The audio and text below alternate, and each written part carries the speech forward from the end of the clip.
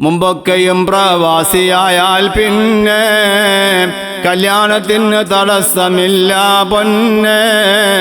വിവാഹവും പെട്ടെന്ന് തന്നെ നടക്കല. അവൻ ഗൾഫിലാണ് എന്ന ഗമയും പറയല. ഈ രീതി മാറി ഇന്ന് എന്നതും ഓർക്കണം. പെണ്ണിന് ക്ഷാമം തന്നെയാണെന്നറിയണം.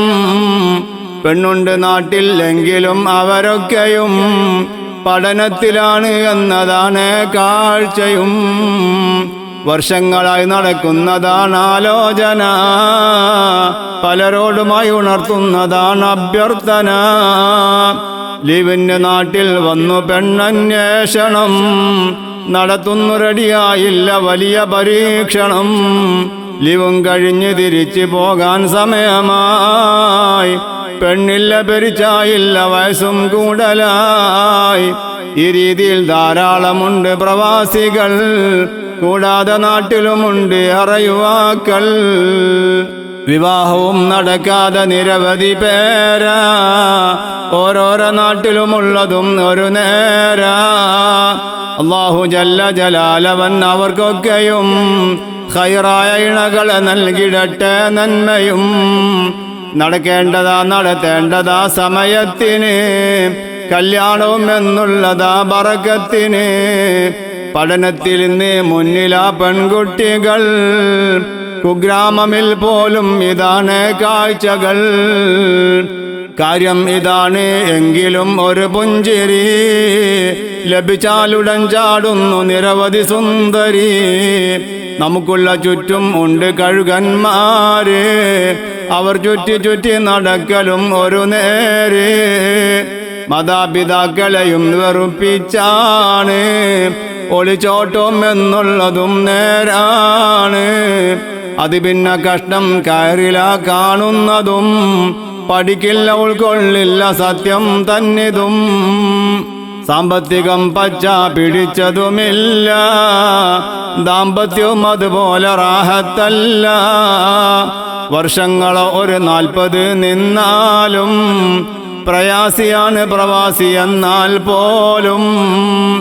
മലയാളിയായ പ്രവാസി ആദ്യം ആരാ, അന്നത്തെ ദുരിതം എഴുതുവാൻ ഇത് പോരാ. ചിലരുണ്ട് ഫാമിലി ഗൾഫിലായാൽ പിന്നെ മറക്കുന്നതാ മാതാപിതാക്കളെ പൊന്നെ.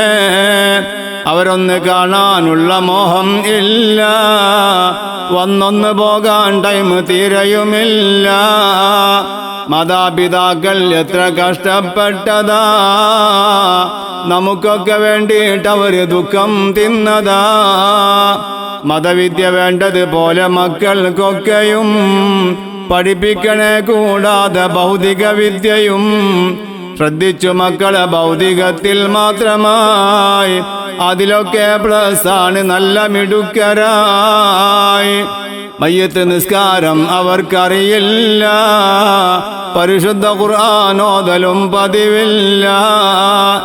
ഈ രീതിയിൽ മക്കൾ വളർന്നാൽ പിന്നെ ഫലം കിട്ടുമോ സുഹൃത്തുക്കളെ നമുക്കന്നേ. ഇരുലോകത്തും വിജയം വരുന്നൊരു രീതിയിൽ ആക്കിയിട്ട് റബ്ബേ മക്കളെ നിൻ കരുണയിൽ. കൊതിച്ചതെല്ലാം കിട്ടണം എന്നില്ല, വിധിച്ചതോ കിട്ടാതിരിക്കുകയില്ല. റബ്ബിന്റെ തഖ്ദീറാണിതെല്ലാം തന്നെ, ദുആ ചെയ്യലാ നമുക്കുള്ള റോളും തന്നെ. പ്രവാസബന്ധം വളരെയേറെ വലിയതാ, അത് രക്തബന്ധമിലേറെ പലരും കണ്ടതാ. കാശിന്റെ പിന്നിൽ തന്നെയാണ് ഓട്ടവും, എല്ലാവർക്കും അത് തന്നെയാണ് നോട്ടവും. പ്രവാസിക്കുള്ള ഫാമിലിക്കും നിരവധി പ്രയാസങ്ങളുള്ളത് തന്നെയാണ് സ്ഥിതിഗതി. തെറ്റിദ്ധരിപ്പിക്കുന്നു പലരും പലരെയും, ആ രീതി നമ്മൾ കാണലാണ് ഇവിടെയും. ഉള്ളിൽ ഒതുക്കും വേദന പ്രവാസിയും, അതുകൊണ്ട് ടെൻഷൻ തന്നെയാണ് എവിടെയും.